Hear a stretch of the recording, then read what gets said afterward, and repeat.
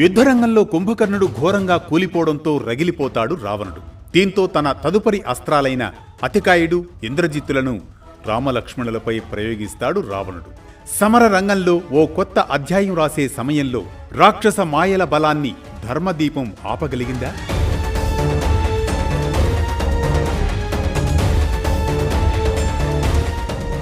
అనగనగా అది త్రేతాయుగంలోని రామరావణ యుద్ధం అప్రతిహతంగా సాగుతున్న సమయం.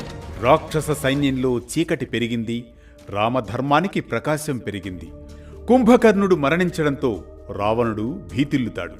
దీంతో రావణుని కుమారులైన నరాంతకుడు కూడా యుద్ధరంగంలో నిలిచి అంగదుడితో వీరోచితంగా ఎదుర్కొన్నా చివరకు మరణిస్తాడు.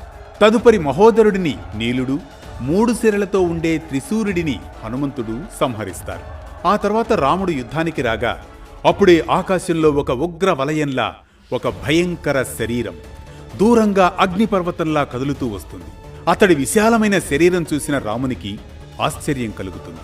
ఓ లక్ష్మణ, హనుమంత, సుగ్రీవ, ఆ రాక్షసుని చూశారా? ఆ ఆకాశాన్ని ఆక్రమించిన శరీరం ఎవరిది? రఘునందన, అతడు రావణుని కుమారుడు, పేరు అతికాయుడు.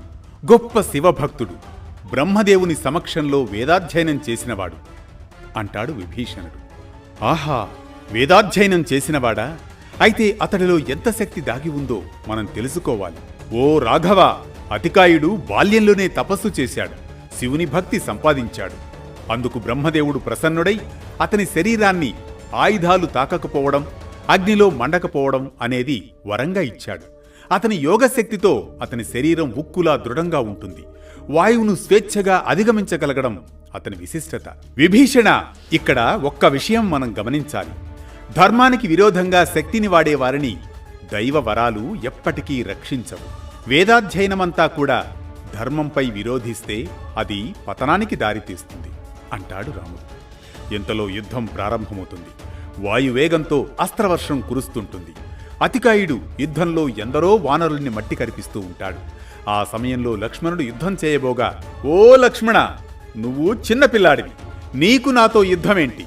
నేను అతికాయుడను, వీరులతో నా స్థాయి వాళ్లతో యుద్ధం చేస్తాను, రమ్మను మీ రాముణ్ణి అంటాడు అతికాయుడు. అతికాయ, నీకు రాముడు కావాలా? నేను సమాధానం చెబుతా, కాచుకో అంటూ బాణాలను అతికాయుడి మీద ప్రయోగిస్తాడు లక్ష్మణుడు. ఎన్ని బాణాలు ప్రయోగించినా, ఎన్ని అస్త్రాలు వాడినా అతికాయుడి కవచానికి తగిలి పడిపోతూ ఉంటాయి.